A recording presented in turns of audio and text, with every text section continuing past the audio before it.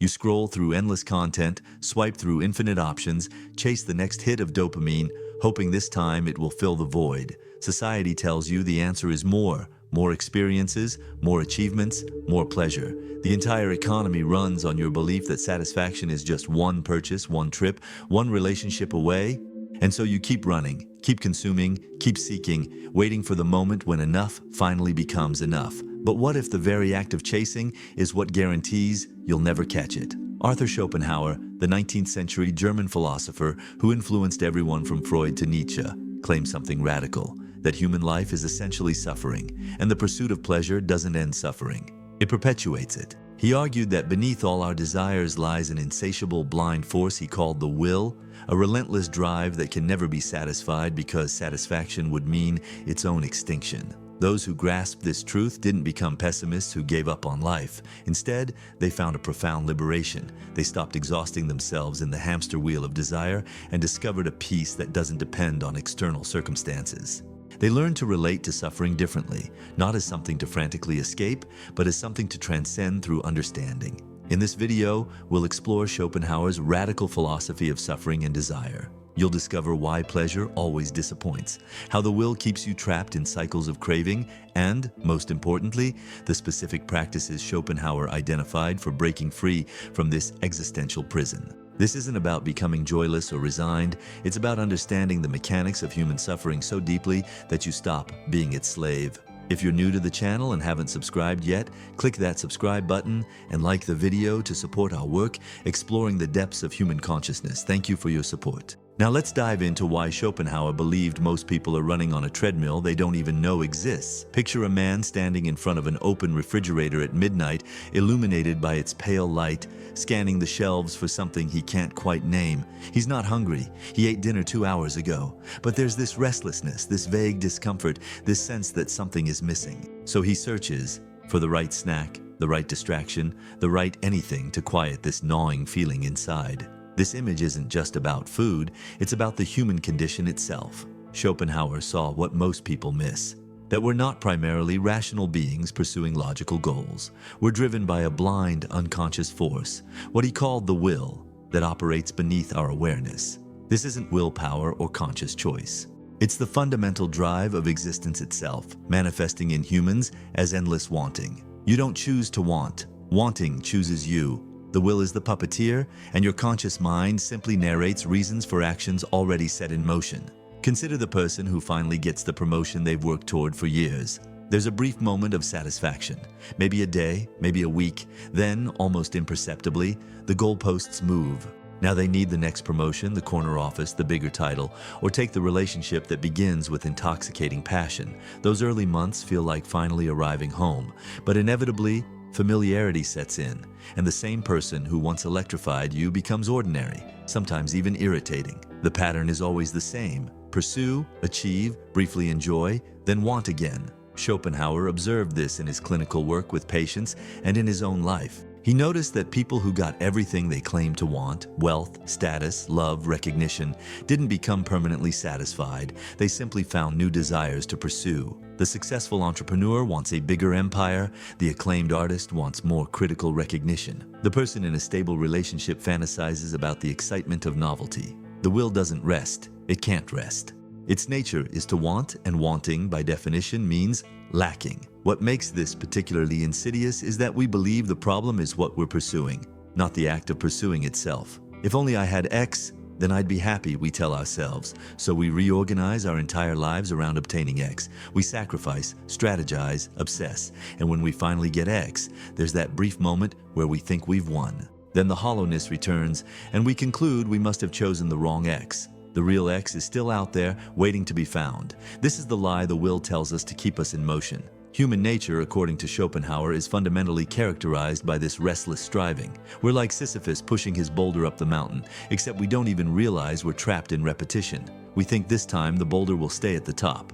We think this desire is different from all the previous ones that disappointed us. But the will operates on a simple mechanism. Desire creates suffering through lack. Temporary satisfaction provides brief relief, then boredom sets in until a new desire emerges to restart the cycle. In his research and philosophical investigation, Schopenhauer noticed something crucial. The people who experienced the most torment weren't those who had the least. They were those who had the most desires, the most ambitions, the most wants. The peasant with simple needs often experienced more contentment than the aristocrat with unlimited resources and unlimited appetites. This observation contradicted everything modern society preaches about success and fulfillment. It suggested that the path to less suffering isn't addition, but subtraction. Those rare individuals who found genuine peace shared a common characteristic. They had learned to see through the illusion of desire. They recognized that the promise, "this will make me happy," is a lie the will uses to perpetuate itself. They understood that pursuing pleasure doesn't end suffering because pleasure and pain are two sides of the same coin. Both are manifestations of the will's endless movement. True peace comes not from fulfilling desires, but from a fundamental shift in how we relate to desire itself. But here's where most people make a fatal mistake. They try to escape suffering through more pleasure. Feeling empty? Buy something new. Feeling lonely? Swipe through dating apps. Feeling meaningless? Binge another series. These aren't solutions, they're gasoline on the fire. Each temporary hit of pleasure reinforces the pattern, strengthens the neural pathways of craving, and makes the inevitable return to suffering feel even more unbearable. You're not healing. You're training yourself to suffer more efficiently. Schopenhauer proposed something radical. What if the way out isn't forward but through? What if we stopped running from suffering and instead understood its nature so completely that we transcended it? This isn't about becoming ascetic or joyless. It's about recognizing the mechanism of the trap so clearly that you're no longer caught in it. The question becomes not, how do I get what I want, but why do I want it all? If you've recognized yourself in this pattern, this endless cycle of wanting, getting, briefly enjoying, then wanting again, click that like button and subscribe to the channel if you haven't already. Thank you for your support. What Schopenhauer discovered through his own intensive philosophical work was that understanding this pattern intellectually isn't enough. The insight must go deeper than thoughts. It must become a visceral recognition that changes how you experience reality itself, and that transformation requires specific practices. Most philosophical systems promise you a better future if you follow their prescriptions. Schopenhauer offered something more honest and more radical, a clear understanding of why you suffer, combined with practices that don't eliminate the will, that's impossible, but allow you to step outside its compulsive grip. The suffering doesn't disappear. Your relationship to it transforms. And in that transformation lies a freedom more profound than any pleasure could provide. The question isn't whether you'll continue to experience desire. You will. The will doesn't switch off. The question is whether you'll remain unconscious of its mechanics, forever chasing the next promise of satisfaction, or whether you'll develop the clarity to see the pattern and the capacity to relate to it differently. This is where Schopenhauer's philosophy moves from diagnosis to something more practical and more challenging. He didn't arrive at these insights through abstract theorizing. He arrived at them through observation, through studying his own consciousness with ruthless honesty, and through examining the great wisdom traditions that had recognized these truths centuries before Western philosophy caught up. What he synthesized was a clear articulation of why we suffer and what can be done about it, not to eliminate suffering, which is impossible while we remain embodied and alive, but to fundamentally alter our relationship to it. This brings us to the core of Schopenhauer's solution, which begins with a single devastating recognition. The self you think you are, the person with preferences, goals, and individual identity, is largely an illusion created by the will to perpetuate its own striving. Your sense of being a separate self with unique desires is the mechanism through which the will operates in you. And once you see this clearly, everything changes. Most people misunderstand what Schopenhauer meant by denying the will. They imagine some grim existence of self-deprivation and joylessness, a kind of philosophical suicide while still breathing. This completely misses the point. Schopenhauer wasn't advocating for depression or resignation. He was pointing toward a specific liberation that comes from understanding the true nature of existence so clearly that you stop being unconsciously driven by forces you don't comprehend. The central concept in Schopenhauer's philosophy is the distinction between the will and representation. The will is the underlying reality, the blind, purposeless force that drives all of existence. Representation is the world as it appears to your individual consciousness, filtered through the categories of space, time, and causality. You experience yourself as a separate individual making free choices, but this is Maya, illusion. Beneath that surface appearance, you're a temporary manifestation of the one will, individuated for a moment before dissolving back into the whole. Schopenhauer's path to this insight wasn't academic speculation. Born in 1788 into a wealthy merchant family in Danzig, he was groomed for commerce but felt an irresistible pull toward philosophy. After his father's death, possibly suicide, Schopenhauer abandoned the business world entirely. He studied at the University of Göttingen and later in Berlin under Johann Fichte, but found academic philosophy empty and self-important. What he sought was truth about the nature of existence, not clever arguments or career advancement. In his late 20s, Schopenhauer retreated from academic circles and devoted himself to intensive philosophical work. He read deeply in both Western philosophy and the newly translated Eastern texts, the Upanishads, Buddhist sutras, that were just becoming available in Europe. He recognized in these ancient traditions an understanding of suffering and its causes that Western thought had largely missed. His masterwork, The World as Will and Representation, synthesized these insights into a systematic philosophy. The period when Schopenhauer developed his core ideas was marked by isolation and intense intellectual labor. He wasn't socializing, networking, or building an academic career. He was sitting with the fundamental questions of existence. Why do we suffer? What is the nature of desire? Is there any escape from the cycle of craving and disappointment? These weren't abstract puzzles to him. They were urgent, personal questions about how to live in a world defined by suffering. The process was anything but romantic or inspiring in the conventional sense. Day after day, Schopenhauer sat with his own consciousness, observing the movements of desire, the arising of wants, the brief satisfaction followed by renewed craving. He noticed how the mind constantly projects into the future, imagining scenarios where happiness finally arrives then returns to dissatisfaction with the present. He saw how even physical pleasure contains the seeds of suffering. The pleasure of eating requires hunger. The pleasure of rest requires exhaustion. Sexual pleasure requires frustration and builds toward it again. What Schopenhauer confronted in this intensive self-examination was deeply uncomfortable. The recognition that the self he took himself to be was largely a fiction. His preferences, his opinions, his desires, these weren't expressions of some essential individual identity. They were manifestations of the will using his particular nervous system to perpetuate its blind striving. He was less like an autonomous agent and more like a wave convinced of its separateness from the ocean. The metaphor Schopenhauer used was of life as a pendulum swinging between pain and boredom. When you lack what you desire, you suffer the pain of wanting. When you obtain what you desire, you experience brief satisfaction, then boredom sets in. So you seek new desires to escape the boredom, which returns you to the pain of wanting. Back and forth, pain to boredom to pain, until death finally ends the oscillation. This isn't pessimism. It's an accurate description of the mechanics of human experience for those who remain unconsciously driven by the will. But Schopenhauer also recognized exceptions to this pattern. In moments of aesthetic contemplation, standing before a powerful work of art, losing yourself in music, experiencing natural beauty, the will temporarily quiets. You stop wanting. You stop projecting into the future or dwelling on the past. You become pure consciousness, perceiving the object without the filter of desire. These moments provide a glimpse of what existence feels like when the will's grip loosens. They're temporary, but they point towards something more permanent. The fundamental principle, according to Schopenhauer, is this: suffering arises not from the world, but from the will operating through you. External circumstances are neutral. It's your wanting, your attachment, your identification with the individual self, and its desires that create suffering. This means that the solution isn't changing the world or obtaining what you desire. The solution is a transformation in your relationship to wanting itself. You must see the will clearly, understand its mechanisms, and develop practices that create distance from its compulsive operations. For this to be effective, Schopenhauer insisted on several necessities. First, intellectual understanding alone changes nothing. You must develop a visceral, experiential recognition of these truths through sustained observation of your own consciousness. Second, you must be willing to sacrifice the comforting fictions you tell yourself about who you are and what will make you happy. Third, you need specific practices that create space between consciousness and the will's demands.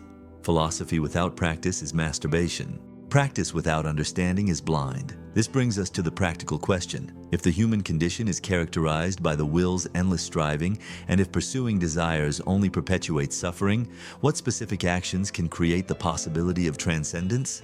Schopenhauer didn't leave this as an abstract philosophical puzzle. He identified concrete practices, drawn from both his own experience and the wisdom traditions he studied. These practices don't eliminate the will.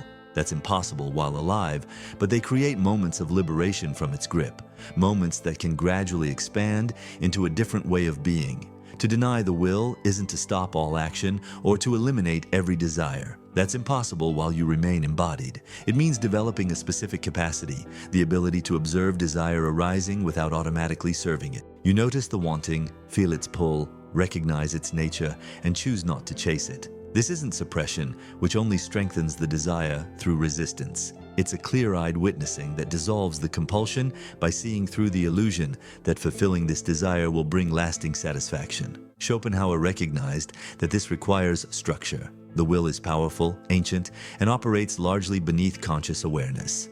You can't simply decide to transcend it through willpower. That would be the will trying to defeat itself, a logical impossibility. Instead, you need specific practices that gradually shift your relationship to desire, that create space between the arising of wanting and the automatic movement to fulfill it. These practices work not through force, but through sustained observation and understanding. The foundation involves 4 interconnected practices, each addressing a different dimension of the will's operation. Together, they constitute a practical path not to happiness. Schopenhauer was too honest to promise that, but to a kind of peace that exists outside the cycle of craving and disappointment. First, cultivate aesthetic contemplation. Schopenhauer observed that in moments of genuine aesthetic experience, losing yourself in music, contemplating great art, witnessing natural beauty, the will temporarily ceases its demands. You're not wanting anything. You're not projecting into past or future. You're pure, will-less consciousness perceiving the eternal ideas that underlie the world of appearances. Make this a daily practice. Spend time with art, music, or nature, not as entertainment or distraction, but as a specific exercise in will-less perception. Notice when your mind shifts from wanting to simply witnessing. This trains consciousness to exist in a mode other than endless striving. Second, eliminate unnecessary desires. The modern world profits from multiplying your wants, from convincing you that you need things you never knew existed. Schopenhauer would see advertising, social media, and consumer culture as systematic attempts to inflame the will, to create artificial desires that guarantee perpetual dissatisfaction. Ruthlessly examine your life for desires that aren't natural needs but manufactured wants. Remove the triggers that constantly remind you of what you lack. Simplify not from poverty, but from understanding that each desire you eliminate is one less source of suffering. The ascetic practices aren't about self-punishment. They're about starving the parasitic wants that feed on your attention. Third, develop a practice of compassion. Schopenhauer argued that when you truly recognize that all beings are manifestations of the one will, that the apparent separation between yourself and others is an illusion, compassion arises naturally. The suffering you see in another is your own suffering in a different form. Acts of genuine compassion, done not for reward or recognition, but from the recognition of shared being, temporarily dissolve the illusion of the isolated self. There are moments when the will serves something beyond its own perpetuation. Practice this systematically. Daily acts of kindness without expectation of return, time spent reducing the suffering of others, meditation on the shared nature of all sentient existence. Fourth, maintain a philosophical journal. Schopenhauer himself kept extensive records of his observations, insights, and philosophical reflections. This practice serves multiple functions. It forces you to articulate insights clearly, it creates a record of patterns in your own consciousness, and it transforms scattered thoughts into coherent understanding. Daily, write about your observations of desire arising and passing, moments when the will's grip loosened, instances where you saw through the illusions you normally take as reality. This isn't therapeutic journaling about feelings, it's philosophical observation of consciousness itself, a written meditation that deepens understanding through articulation. Schopenhauer himself embodied this method, though not perfectly. After publishing his masterwork at age 30 and receiving almost no recognition, he could have spent his life bitter and seeking validation. Instead, he continued his philosophical work and his daily practices, reading, contemplating, observing consciousness. Without the reward of success or acknowledgement, he maintained his routines, his aesthetic contemplation, his intellectual discipline. Only late in life did recognition come, and by then he'd already developed equanimity toward both praise and obscurity. What these practices require is consistency without expectation of immediate results. The will doesn't give up its dominance quickly. It will create subtle rationalizations. This practice isn't working. I deserve this pleasure. Just this once won't matter. Each time you notice these thoughts and return to the practice anyway, you're creating a small space of freedom. Over months and years, these spaces expand. The grip loosens. The compulsive quality of desire diminishes. You don't stop wanting entirely, but wanting becomes transparent rather than tyrannical. The critical understanding is that you're not trying to become someone else or achieve some final state of enlightenment. You're developing the capacity to see clearly what's always been happening, the arising and passing of desires, the will operating through your consciousness, the brief satisfactions followed by renewed craving. With clear seeing comes a natural diminishment of compulsive reactivity. You're still in the cycle, but you're no longer its unconscious prisoner. You're watching it with increasing clarity and decreasing identification. But here's what Schopenhauer never sugarcoated. This path isn't comfortable. The will doesn't relinquish control without resistance. As you begin to step outside its mechanisms, as you stop automatically serving every desire that arises, you'll experience a specific kind of discomfort that most people spend their entire lives avoiding. This discomfort is actually where the real transformation happens. It's the crucible where the illusions burn away and something more authentic emerges. There's a moment in this practice that everyone encounters, usually after the initial enthusiasm fades and the real work begins. You're sitting in stillness, maybe in aesthetic contemplation, maybe in meditation, maybe just in the rare quiet between distractions. And suddenly you feel it, a profound restlessness, an almost physical need to do something, to want something, to move toward any object that promises relief from this gnawing emptiness. This is the will asserting itself, demanding to be fed. The true test isn't whether you can pursue your desires successfully. Any animal can do that. The test is whether you can sit with desire without serving it, experiencing the full force of the wanting without automatically moving to fulfill it. This produces a specific psychological pain that our entire civilization is designed to help you avoid. Every screen, every substance, every distraction exists to make sure you never have to feel this particular discomfort for more than a few seconds before something offers relief. What emerges when you don't reach for the relief is illuminating and uncomfortable in equal measure. First comes the bargaining. Just this once won't hurt the practice. I'll start again tomorrow. This desire is different from the others. It's actually important. The mind generates elaborate rationalizations for why this particular wanting should be honored. It will present itself as reasonable, moderate, balanced. But Schopenhauer knew this voice intimately. It's the will speaking through your thoughts, using your capacity for rationalization to serve its ends. If you don't bite that bait, if you continue to sit with the discomfort, something else surfaces. The recognition of just how automatic your normal existence is. You see that most of what you call choosing is actually the will choosing through you, that your sense of autonomous decision-making is largely an illusion that consciousness narrates after the fact. You're not the author of your desires. You're the theater in which they perform. This recognition is profoundly destabilizing to the ego's sense of control and importance. Then, if you persist, and most people abandon the practice before reaching this point, you encounter what Schopenhauer would call the groundlessness of existence. Without the structure of constant wanting to organize your experience, without the narrative of future fulfillment to give meaning to the present, you face the naked reality. Existence has no inherent purpose, no ultimate meaning, no grand plan. The will just is, blindly striving, and you're a temporary ripple in its endless movement. For most people, this is so terrifying that they immediately return to the comforting illusions of individual purpose and meaningful desire. Schopenhauer wrote, "The pleasure in this world, it has been said, outweighs the pain, or at any rate, there is an even balance between the two." If the reader wishes to see shortly whether this statement is true, let him compare the respective feelings of two animals, one of which is engaged in eating the other. The point isn't crude pessimism. It's that we systematically deceive ourselves about the nature of existence because the truth is uncomfortable. The pursuit of pleasure isn't neutral. It creates suffering for something or someone, even if you don't see it. And that applies to your own consciousness as much as to predator and prey. The function of this discomfort, paradoxically, is purification. When you stop feeding every desire, when you sit with the wanting without fulfilling it, the desires themselves begin to reveal their nature. You see that they're not actually your desires in any meaningful sense. They're the will manifesting through your particular nervous system, no more personal than digestion or heartbeat. This recognition creates distance. You're still experiencing desire, but you're less identified with it. It's happening in consciousness rather than happening as you. What insights emerge from sustained confrontation with this discomfort? First, that most of your suffering isn't caused by external circumstances, but by your resistance to what is and your craving for what isn't. Second, that the self you defend and promote and worry about is largely a construct, a useful fiction that becomes a prison when taken too seriously. Third, that genuine peace isn't found in fulfilling desires, but in the clear seeing of their nature. These aren't philosophical abstractions, they're visceral recognitions that transform how you exist in the world. Schopenhauer understood that this discomfort is necessary. The will operates through habit, through automatic responses that have been reinforced over a lifetime. To break those patterns requires deliberately entering situations where the automaticity can't function, where you must consciously choose not to follow the usual script. This is why ascetic practices aren't optional extras for the philosophically inclined.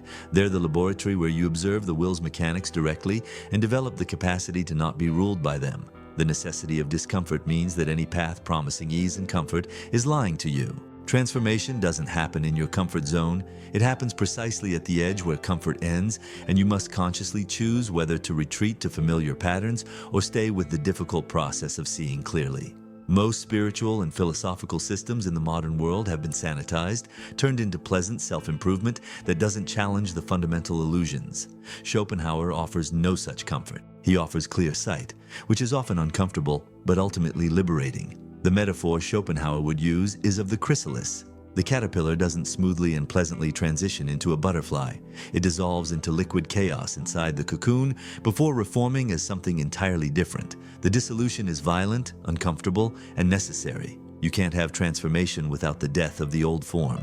And you can't deny the will without experiencing the ego's desperate resistance to its own diminishment. The discomfort is proof that something real is happening, that you're not just playing at philosophy but actually threatening the structures that have defined you. This brings us to what happens on the other side of this confrontation. If you persist through the discomfort, if you maintain the practices even when they feel pointless or painful, if you sit with the arising desires without automatically serving them, something does shift. It's not dramatic or sudden. It's more like waking up one morning and realizing that the constant gnawing hunger for more has quieted to a manageable whisper. You still experience desire, but it no longer owns you. And in that space of not being owned, a different quality of existence becomes possible. The change happens so gradually that you don't notice it accumulating. You're still going through the practices, still observing desire arise and pass, still choosing not to chase every promise of satisfaction.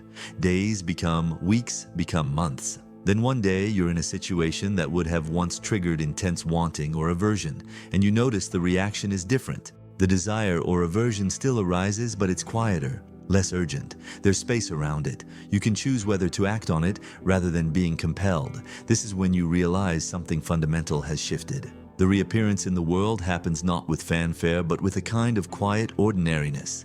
You haven't become enlightened or transcended the human condition.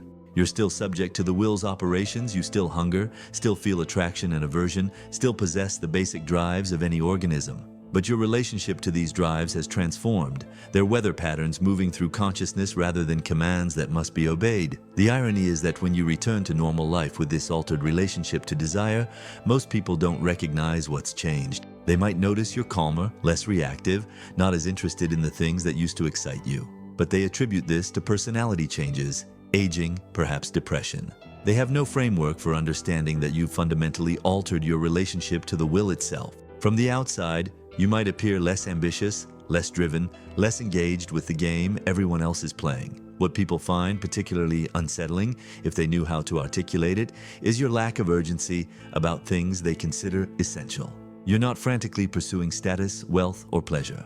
You're not anxiously protecting your ego or defending your self-image. You engage with life, but there's a quality of non-attachment that makes them uncomfortable because it implicitly questions their own compulsive engagement. Your peace feels like a criticism of their anxiety, even though you're not criticizing anything. The qualities that emerge genuinely disturb people sometimes. You're less susceptible to manipulation through desire or fear. You don't respond to social pressure the way others do. You're comfortable with silence and stillness in a culture that equates these with death. You can witness suffering, your own and others, without immediately trying to fix, escape, or explain it. These aren't cultivated attitudes. They're natural results of seeing through the illusions that govern most human behavior. For the world, your transformation is anticlimactic. You haven't written a bestseller, started a movement, or achieved anything particularly impressive by conventional standards. You're just someone who seems oddly unaffected by the things that drive others crazy. The social media metrics, the status competitions, the accumulation games, the endless pursuit of the next thing. By normal standards, you might appear to have given up. By Schopenhauer's standards, you've woken up. The authentic return means you engage with life but aren't enslaved by it. You participate in the world's activities when necessary or genuinely enjoyable, but you're not compulsively driven to do so. You can appreciate pleasure without needing it to continue indefinitely or being devastated when it ends. You can endure pain without catastrophizing or believing it shouldn't exist. You've developed what Schopenhauer would call resignation. Not the bitter resignation of defeat, but the clear-eyed acceptance of existence as it actually is rather than how you wish it were. Schopenhauer's principle about this transformation is that it represents not an escape from the world, but a fundamental shift in how you inhabit it. You're still subject to all the conditions of embodied existence. You age, you sicken, you experience loss, you eventually die. None of that changes. What changes is the constant commentary of suffering that usually accompanies these experiences. The pain of existence remains, but the mental elaboration of that pain, the resistance, the bargaining, the "this shouldn't be happening," diminishes dramatically. You don't need to prove anything anymore because you're no longer identified with the ego that requires constant validation. You don't need to convince others of your transformation because the transformation isn't about performance or recognition. You don't need to defend your choices because you've recognized that all choices are ultimately expressions of the will anyway, and taking them too seriously is itself a form of illusion. This creates a lightness that comes not from happiness, but from the absence of the heavy identification with self-importance. The metaphor for this change isn't the hero's triumphant return, but the quiet settling of dust after a storm. Everything looks roughly the same. The furniture of your life remains in place, but the frantic energy that once animated your interaction with all of it has subsided. You move through the world with less friction because you're not constantly wanting it to be different than it is. When desire arises, you recognize it as desire. When aversion surfaces, you see it as aversion. Neither controls you. What ripples out into the collective isn't grand teaching or philosophical argument. It's simply your presence as someone who isn't constantly in the grip of wanting. This affects others in subtle ways they might not even notice. Around you, people sometimes find their own frantic striving quieting slightly. Your lack of judgment about their choices gives them permission to question whether they actually want what they think they want. You become a reminder that another way of being is possible, not through preaching but through existing differently. The question Schopenhauer would ask is whether this transformation represents success or failure by the will's standards. And the answer reveals the profound paradox of his philosophy.